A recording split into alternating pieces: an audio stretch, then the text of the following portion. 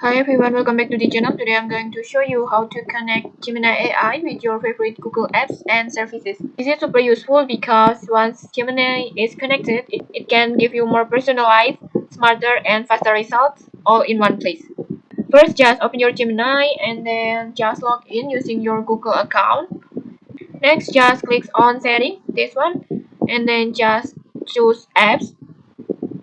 And here's you will see a list of apps and services that you can connect with Gemini.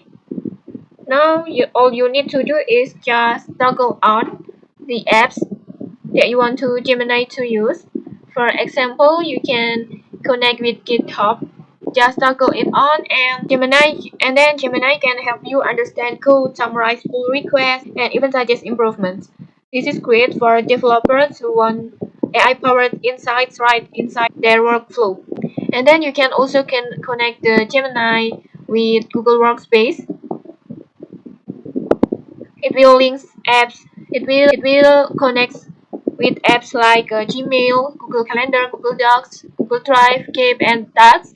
With this, Gemini can draft emails, summarize long documents, or even help you analyze data in spreadsheet.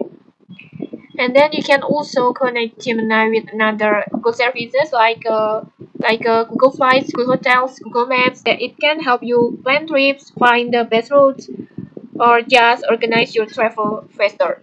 And then you can also connect Gemini with YouTube and YouTube Music.